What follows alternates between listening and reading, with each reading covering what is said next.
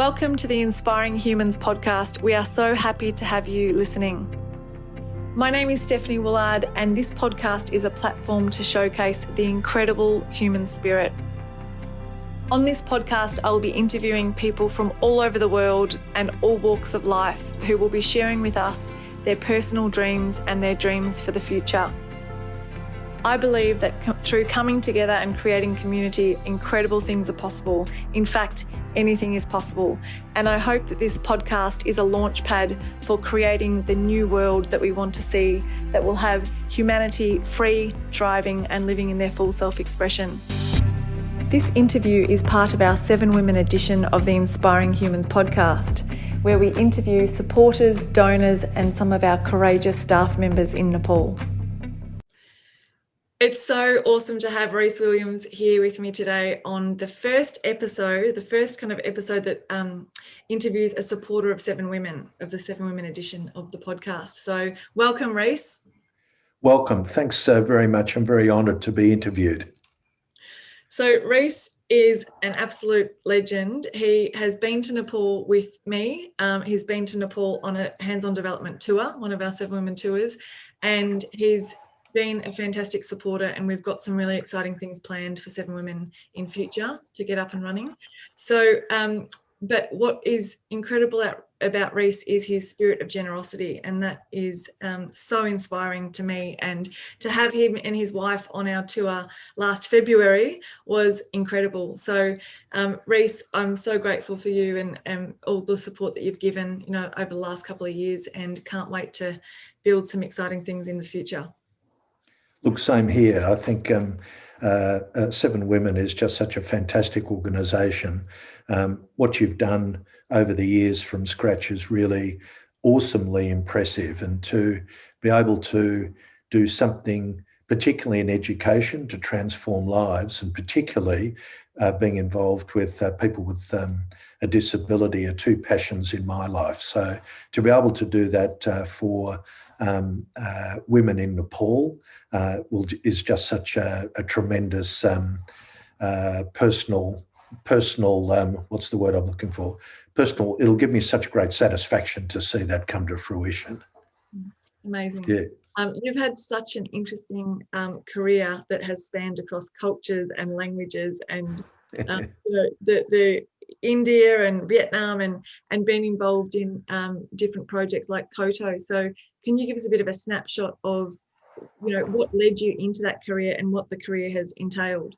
Sure, not a problem. Like many careers in education, I guess, I fell into it rather than really had a passion to join it.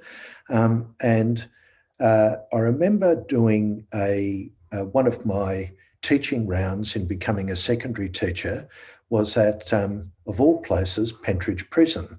It's closed now, of course, in Melbourne, but Pentridge Prison was the major prison in Melbourne, and to teach prisoners, and these all men, of course, these prisoners were all basically functionally illiterate, and so much of their lives in getting banged up in prison was due to the fact that they were functionally illiterate and hadn't been able to, or things had gone wrong as a result of that illiteracy. So I think that, that was the first inkling. That was the first inkling that education and training can have a really transformative effect on people's lives.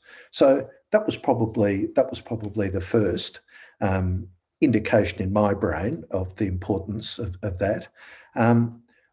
And I've been, I guess, over 35 years involved in tertiary education, vocational side as well as the higher education side, and been able to spend 15 or 20 years involved in what we call transnational education, where Australian universities, and I've mainly worked for RMIT University and Victoria University in Melbourne, but where we form partnerships with universities in other countries to deliver an Australian degree or an Australian diploma or master's for students in another country, develop the capability of the local provider, and do it at about 30% of the cost of what it would cost for a student to come to Australia. So this is the core of great bilateral engagement at a whole range of levels, right down to the people level, which is so important.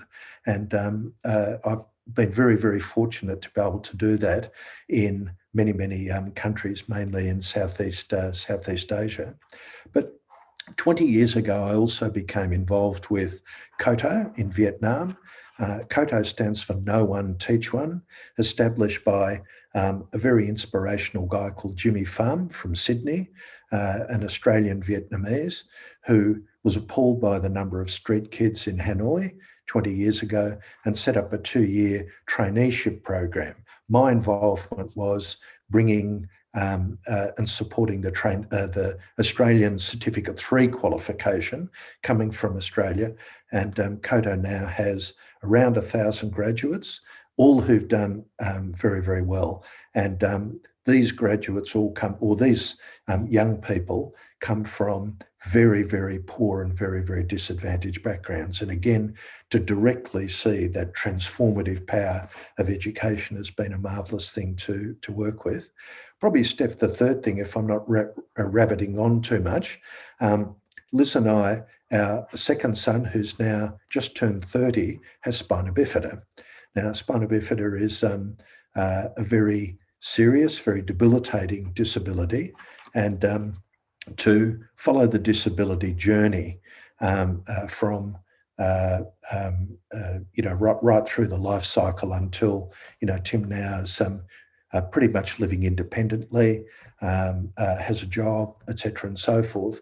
But to see how important providing supports to build independence and to build capability and resilience and a great sense of self-worth in people with disabilities is so important and so rewarding.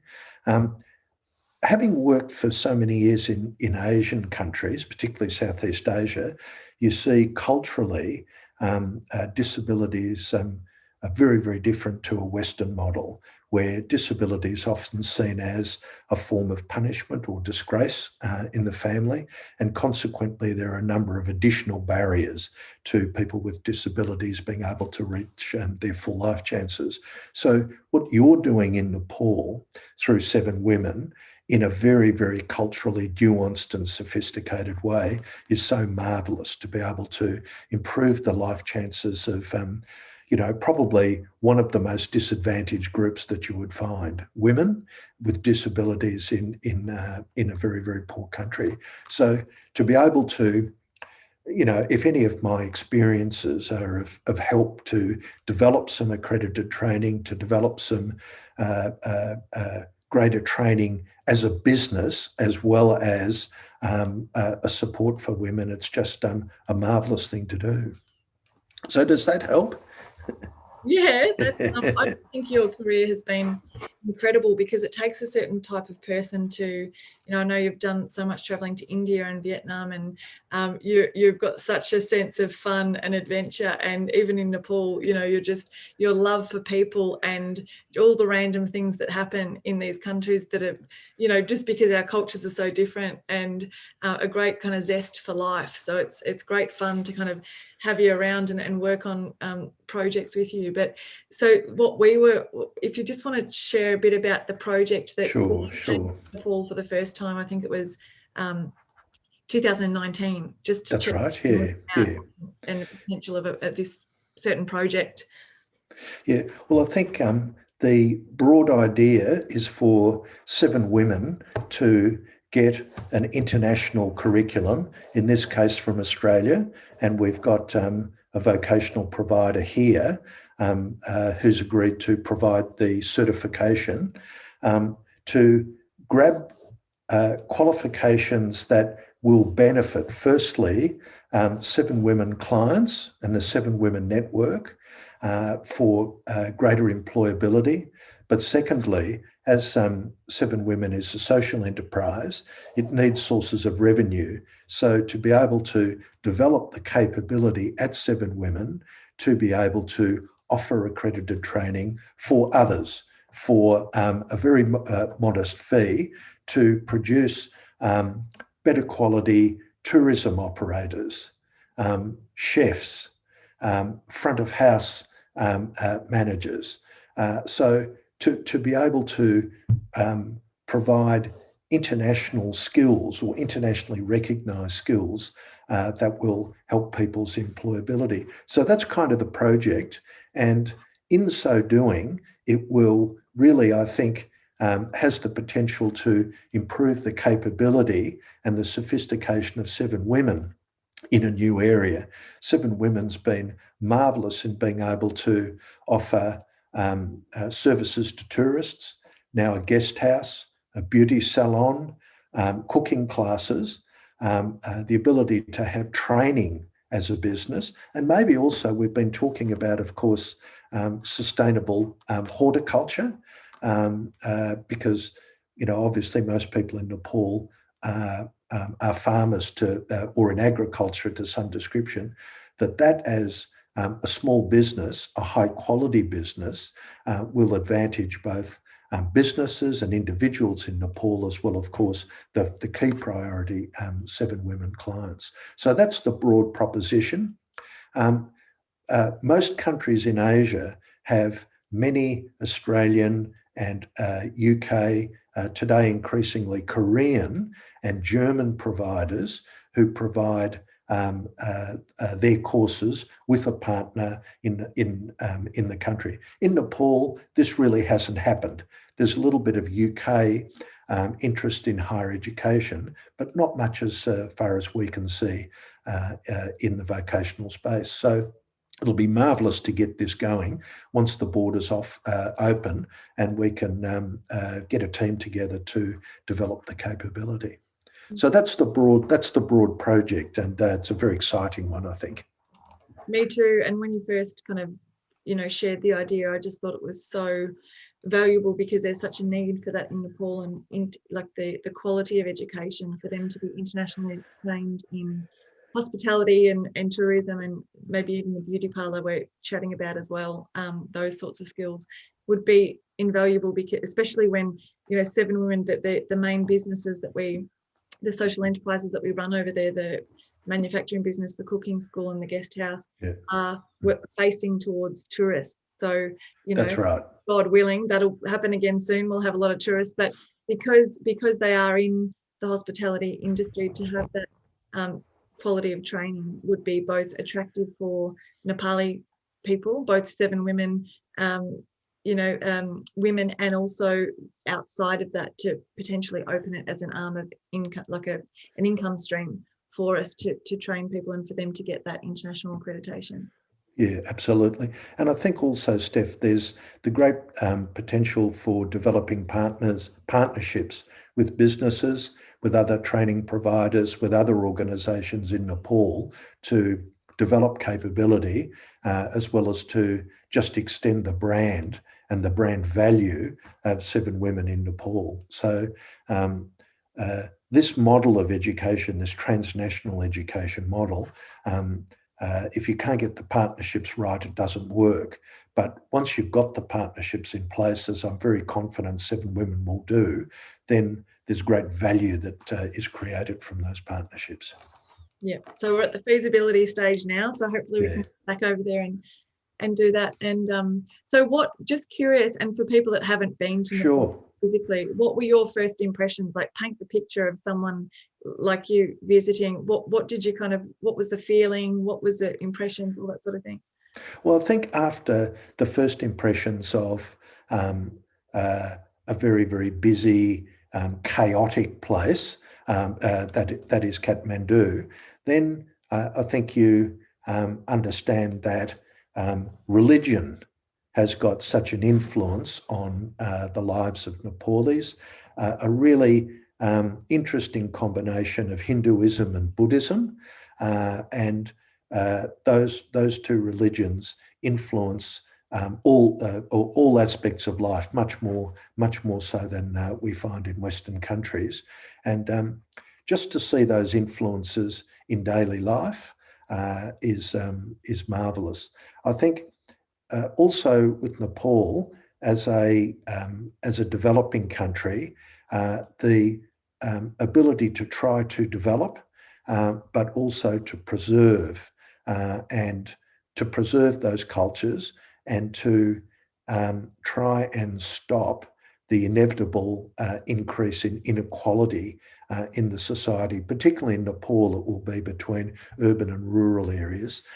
These are things that are the great challenges. But Nepalis are such engaging people, such respectful people, and people who've got really a huge zest for life, and almost a fatalism as part of their lives as well. And they're good combinations for engagement. Yeah.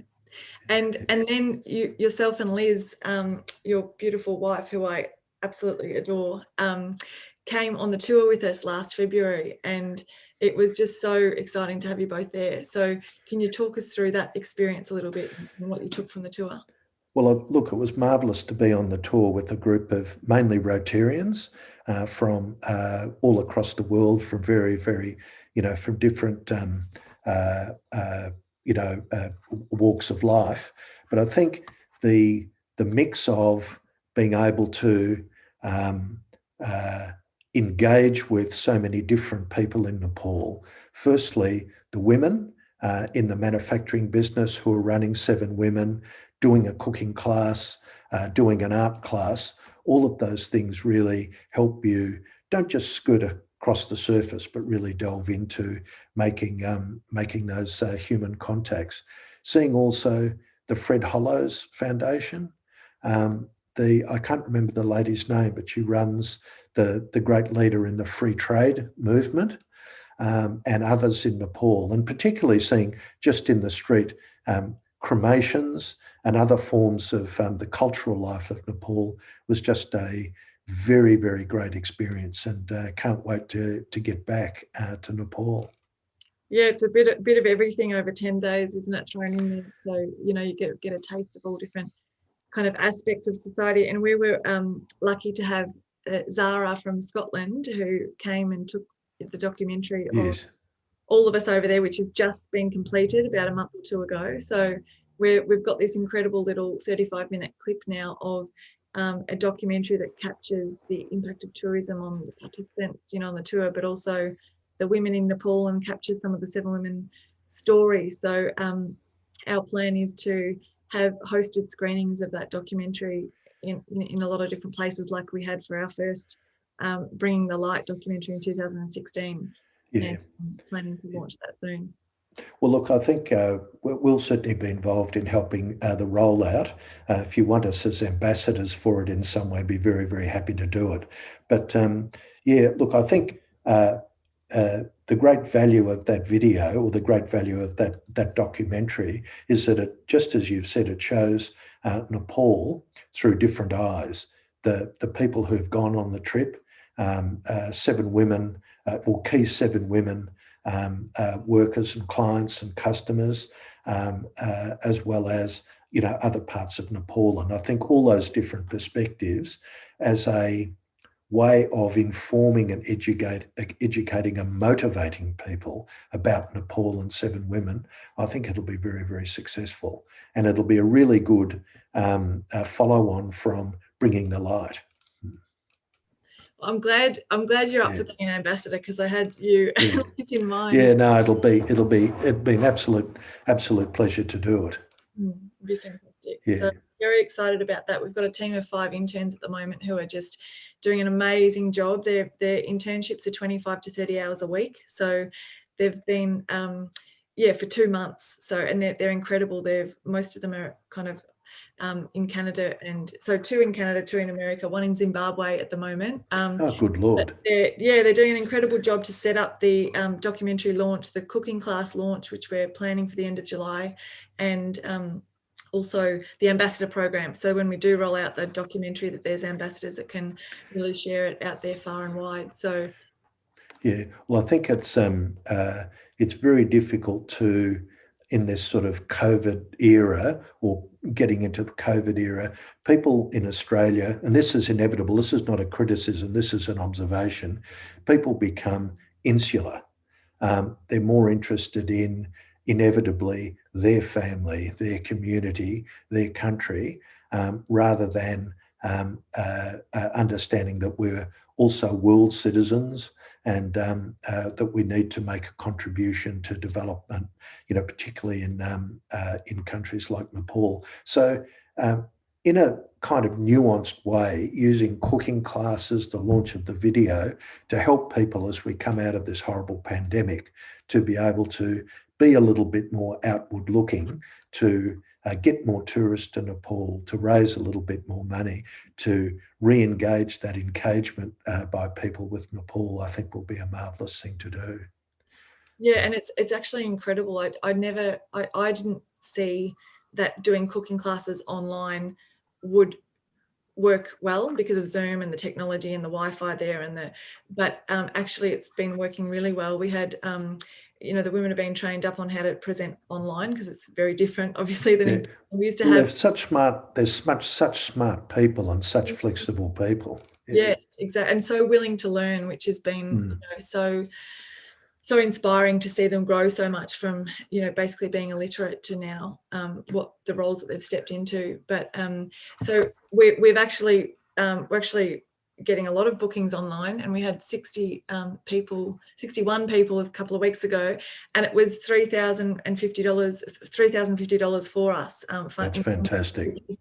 Amazing, because you kind of think, I just had a moment where I thought, oh my God, yes, like Zoom, there's no limit to the amount of people that you can have kind of on. I mean, obviously a smaller group, they can ask more questions and things, but we've just had an inquiry for 300 people, and we're like, whoa. But the potential in fundraising we really need at the moment to focus on is amazing. So that just opens up a whole lot, and also for people from all over the world to join and to have that local experience, even though it's online, but still. Well, look, congratulations to you. I think moving from face-to-face small group cooking classes, which is the way that they work in Nepal, to doing something large scale on Zoom and being adaptable so that you still get that engagement, I think is a marvellous success, and I look forward to participating in one. Awesome. That'll be great. Yeah, perfect.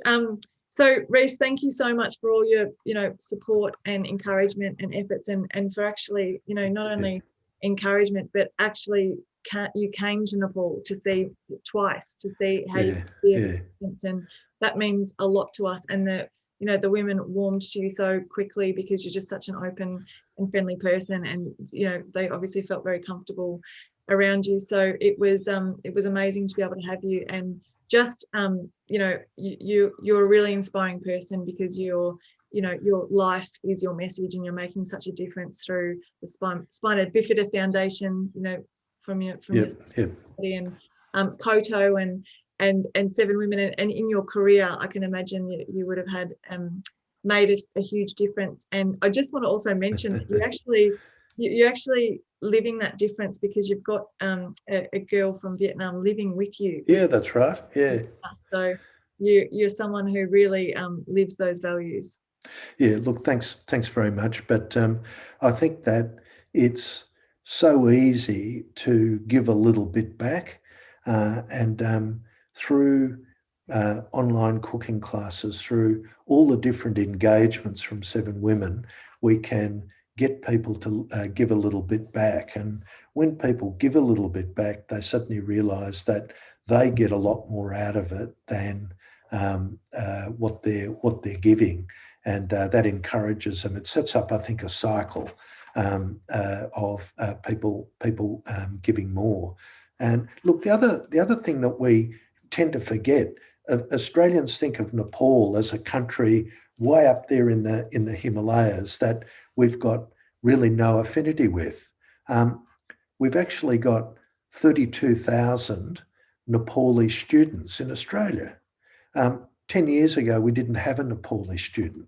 So through those students, Australia's always been a country that has been a country of migrants. I'm a migrant myself. I was born and raised, born in Hong Kong. My mother's part Chinese, so we came to Australia as migrants. I don't look it, I know, but that's my background. But,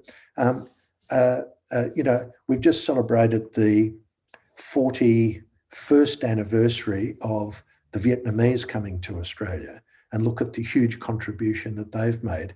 In another 10, 15, 20 years, it'll be the same on a smaller scale, but it'll be the same with the Nepali community. And the Nepalis will succeed, move into a whole range of occupations. There'll be a whole pile of intermarriage between Nepali migrants and people who are already here. So we will see a much closer here in Australia, in Melbourne, domestic engagement with Nepalis. And that gives me a greater confidence that people will know a little bit more about Nepal and therefore be a little bit more open and amenable to be attracted to give something and to give back to 7 Women. Yeah. But look, it's such a fantastic organisation. You've done such a marvellous job. Social enterprises very rarely survive, let alone thrive. And 7 Women, through your leadership and the great leadership of people on the ground. And I miss all of your people in Nepal. I miss them greatly, and I look forward to getting back. But they provide such leadership in the whole variety of roles, and have shown such development. Some of your original women with disabilities, moving from, as you call it, the tin shed, to educating, training tourists, and doing it in a very professional way is such a marvellous success story. So, I hope that we stay involved with 7 Women for many, many years. And I encourage people in your lives, find out a little bit more about 7 Women. And I think you'll be not so impressed, and you'll be able to give back in a small way, as well as learn a little bit more about Nepal. And it's absolutely because of people like you that I've met along the way, and, have come into the fold and offered their skills and passion, that we've grown so much. So thank you so much. And Pleasure. Thanks for being on our 7 Women edition of the podcast. Super exciting. Thanks for listening to our Inspiring Humans podcast, and I hope you enjoyed the show. If you have any inspiring human in mind that you would like to nominate, please reach out and let us know. Also, you're very welcome to become part of our Facebook group called Inspiring Humans, where you can connect with incredible people from around the globe.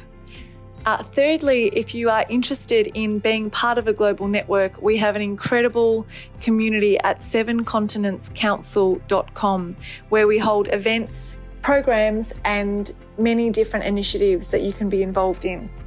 Thank you, and see you again soon.